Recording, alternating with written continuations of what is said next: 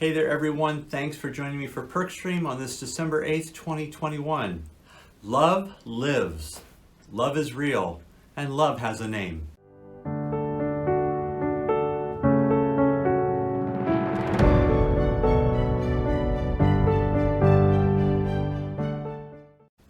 You know, something I've learned over time is that traditions develop in any group that you belong to. And the church is no different. The church has developed traditions to help it remember what is important. We celebrate the seasons of the year in different ways, and different churches do it in different ways in order to remind us of the story of God with us. So here we are, celebrating Advent, celebrating the coming, the anticipation of Christ's coming, which is what Advent is about. And the church in the past has developed this season of anticipation and reflection and considering that Jesus is coming. And different churches have named the weeks differently, but in essence, they all revolve around some form of hope, love, joy, peace, and light. And this week we're looking at love. Now, we all have a desire to be loved. We have a need to be loved, really. It's almost as if we don't have love, we might as well not have food or water or air, because to be loved feeds us. To be loved and to be able to give love is actually a source of life-giving. So when we don't have it, we know it. And all of us understand what it means to be loved at some level. In some way we understand that, and we also know the pain of having our love refused, of having love abused, of having love not given back or taken advantage of. And so when we develop friendships, sometimes we're a little guarded at first because we don't rush into anything where we have felt pain before. Love is something we want, love is something we need, but love sometimes puts us on our guard. So it makes me wonder how much God has absorbed in terms of pain and hurt, because he has given so much love, and yet he has not always received love back. He's not received back my love completely. He's not received back our love completely. And yet God has never cautiously gone into his relationship with the human race.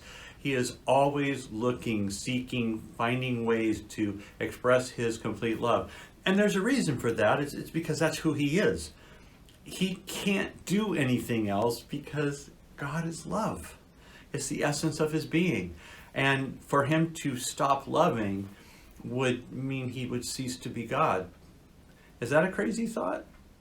Maybe it shouldn't be, because God, as the essence of love and desiring to love us and desiring for us to love him back, all of this is formed in his heart. It's his desire for us as his created beings that we would love him.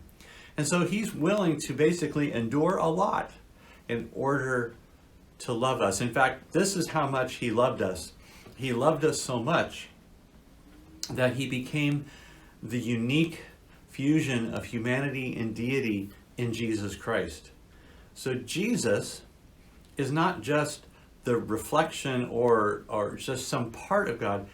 He was fully God, come to express his love to us and put flesh on it so that we could see it and know it.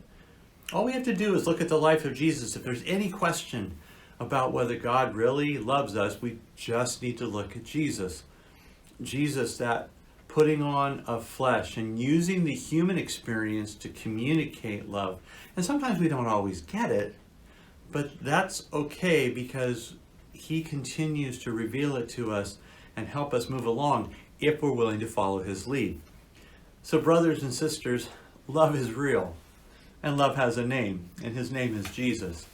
Now, maybe you could use some words to reach out to the God of love, to maybe ask him, God, did I hear you right when you say that you love me?